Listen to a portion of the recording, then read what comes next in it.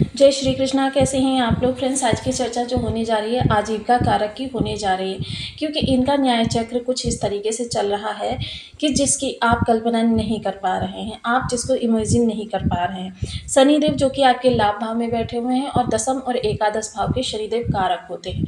वहीं 3, 6, 11 वो भाव होते हैं जहाँ जिन्हें त्रिष्टाय भाव बोला जाता है। और क्योंकि ये उपजय भाव होते हैं तीनों ही, यहाँ पर कोई भी पराक्रमी ग्रह, विशेषकर शनि या राहु जैसा ग्रह, बहुत अच्छा रिजल्ट करता है। वहीं राहु भी इस समय जो है शनि के ही भाव में बैठे हुए हैं। जैसा कि हम सभी लोग जानते हैं, चीज़ें जो हैं आपके लिए उस रूप से नहीं हो पा रही जिस रूप से ज्योतिषी वर्ग आपको बता रहा है। मोस्टली होता क्या है कि आपको मोटिवेशन देना इस समय ज्योतिषी वर्ग का ध्येय है, क्योंकि पिछले 13 माह अगर कहें, क्योंकि जब शनि दसम भाव में थे उसके बाद एकादश भाव में चले गए, पिछले 13 माह से शनि के साथ किसी ना किसी ग्रह ने इतनी विषम अवस्था निर्मित कर दी कि शनि अपने कारक स्थान पर होकर भी आपके लिए कुछ अच्छा नहीं कर पाए। क्योंकि देखिए, मंगल ने, जब शनि आपके दसम भाव में थे उस समय भी मंगल ने इनके साथ निगेटिविटी क्रिएट की थी, क्योंकि मंगल आपके कर्क राशि में वक्री हो गए थे, जिसकी वजह से क्या है कि निगेटिविटी बहुत ज़्यादा बढ़ गई थी। क्योंकि 7 माह मंगल एक ही स्थान पर रहे थे, प्रत्येक 12 राशि को यहाँ से इनके भाव से संबंधित निगेटिविटी का सामना करना पड़ा था। चीज़ें उस रूप में उनको नहीं प्राप्त हो पाई जिस रूप में वो चाहते थे, बल्कि चीज़ें और जितना बेहतर करने का प्रयास किया उतना ही विपरीत होती चली गई। फिर उसके बाद मंगल आए आपके सिंह राशि में। सिंह राशि में भी शनि के साथ इनका दुर्योग बना, और उसके बाद जब ये कर्क राशि में आए तब भी शनि के साथ और राहु के साथ इनका दुर्योग बना कन्या राशि में। लेकिन अब मंगल तुला राशि में है, तो मंगल का देखिए इस समय शनि के साथ षडाष्टक योग निर्मित हो रहा है। हालांकि इस समय हम मंगल की चर्चा नहीं कर रहे हैं, लेकिन हम शनि की अवस्था से आपको अवगत करा रहे हैं कि मंगल ने पहले शनि के साथ काफ़ी दुर्योग बनाकर रखा और वर्तमान समय में भी मंगल के साथ दुर्योग बनाए हुए हैं। वहीं दूसरी तरफ अगर हम देखें तो कन्या राशि में बैठे हुए सूर्य, कन्या राशि में बैठे हुए, क्योंकि ये त्रिकोण में बैठे हुए हैं इसलिए इनका भी बल बहुत ज़्यादा है और बल शनि का भी बहुत ज़्यादा है। क्योंकि त्रिकोण में बैठे हुए ग्रह का बल जो होता है बहुत ही ज़्यादा होता है, क्योंकि यहाँ पर बुध देव आ जाएंगे तो ये बुधादित्य राजयोग का प्रभाव भी बहुत ज़्यादा बढ़ने वाला है, जिसकी वजह से। और सूर्य के लिए एक चीज़ देखिए, सदैव ही जान लीजिए, सूर्य जिस स्थान पर बैठते हैं वहाँ पर इनका प्रभाव कम होता है जहाँ पर इनकी दृष्टि होती है। और सूर्य के पास दृष्टि कौन सी है? सप्तम दृष्टि।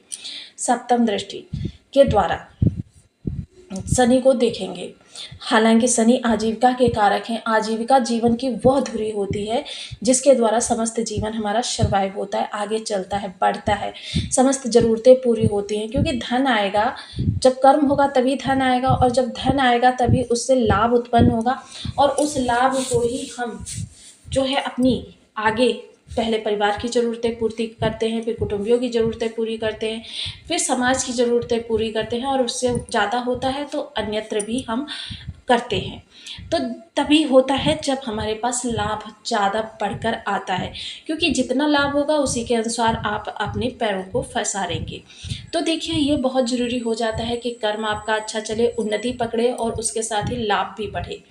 क्योंकि लाभ के बिना तो, क्योंकि जैसा मैं बताती हूँ कि ईश्वर ने जब सृष्टि की संरचना की, उसने 5 तत्वों से, वायु, अग्नि, जल, पृथ्वी, नभ, 5 तत्वों से सृष्टि की रचना की, जिसमें से मानव शरीर भी एक है। और जब मनुष्य इस समय आज के इरा में अगर हम कहें तो उसने छठा तत्व निर्मित कर लिया है, जिसे हम धन का नाम देते हैं। और धन के बिना प्रातः उठने से लेकर शाम सोने तक प्रत्येक आवश्यकता जो होती है वो धन से ही पूरी होती है। यहाँ तक कि मनुष्य को जल पीने के लिए भी धन की ही आवश्यकता पड़ती है।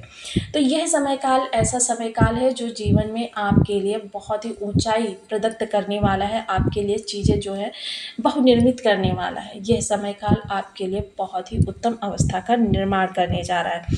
हालांकि देखिए, शनि सूर्य का ये समसप्तक योग काफ़ी निगेटिव पूर्ण भी है, लेकिन मैं सदैव आपको बताती हूँ जब भी कोई राजयोग बनता है तो उसमें थोड़ा-सा दुर्योग भी होता है, और जब दुर्योग बनता है उसमें थोड़ा-सा राजयोग भी होता है। तो यहाँ पर मैं जो चीज़ें आज आपको बताने जा रही हूँ वो इस समय पर आपके साथ होती हुई दिखाई देंगी।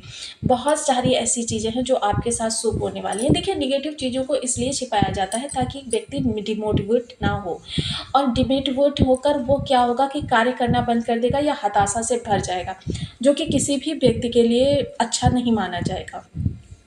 यहाँ पर आपसे नेगेटिव चीज़ों को छिपाने का सिर्फ यही ध्येय रहता है, बल्कि जो चीज़ें ज्योतिषी वर्ग आपको बताता है, इस समय मैं नेट पर बहुत सारी चीज़ें देखती हूँ जो इस समय फैली हुई हैं, तो उसमें देखिए एक ही निष्कर्ष निकल कर आ रहा है कि आपके लिए सिर्फ छिपाने का एक ही ध्येय है, ताकि आप डिमोटिवेट ना हो और आप गलत लक्ष्य ना पकड़ें। इसलिए जो चीज़ें आपको बताई जाती हैं उसी के अनुसार आप आगे कार्यों को बढ़ाएं, आपको सफलता अवश्य मिलेगी। अब यहाँ पर सफलता देखिए, सूर्य शनि का संबंध है, तो थोड़ा सा पिता के साथ आपकी निगेटिविटी, क्योंकि सूर्य शनि क्या है, पिता पुत्र हैं, और इनके बीच क्या है, 36 का आंकड़ा है। देखिए, इस चर्चा को हम और आगे बढ़ाएंगे, लेकिन सबसे पहले आपको बता दें कि यदि आपके लग्न में 2 नंबर बना हुआ है तो ये राशिफल आपके लिए है। यदि कुंडली में कहीं भी चंद्रमा के साथ 2 नंबर बना हुआ है तो ये राशिफल आपके लिए।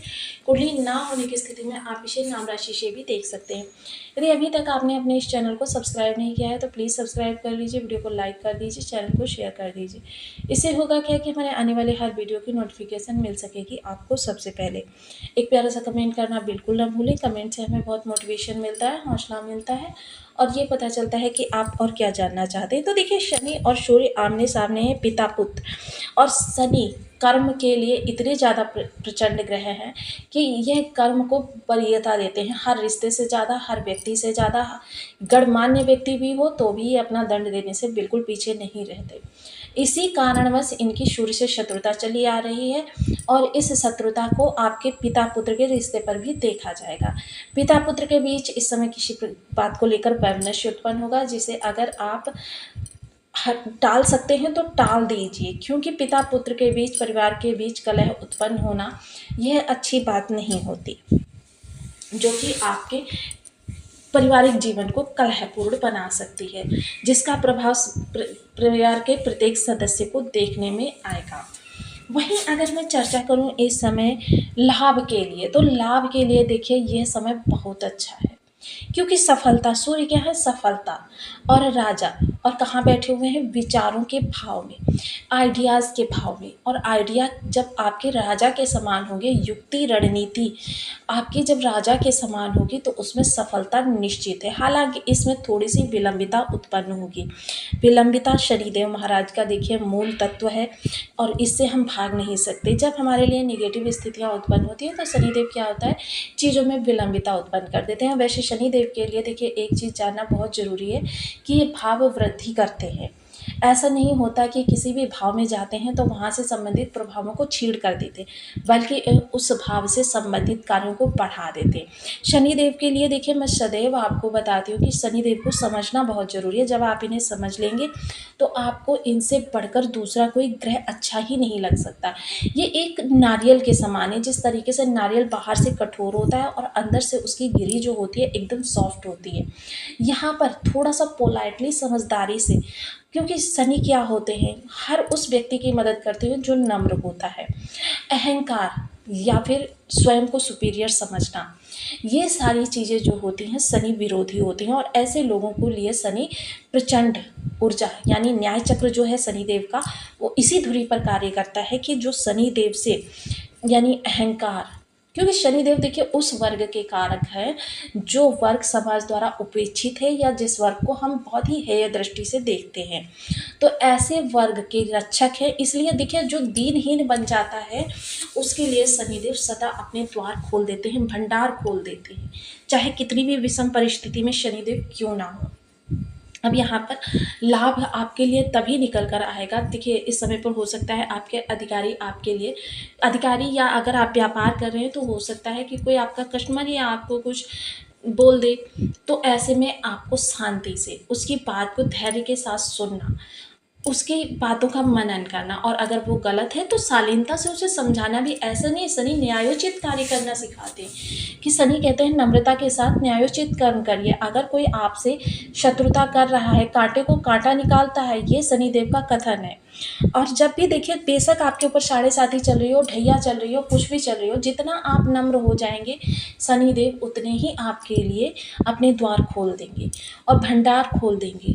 और ऐसी स्थिति में आपका नम्र रहना, क्योंकि ये 17 अक्टूबर तक का नेगेटिव समय है और उसके बाद देखिए सूर्यदेव का राशि परिवर्तन हो जाएगा, सूर्य मंगल की युति बनेगी।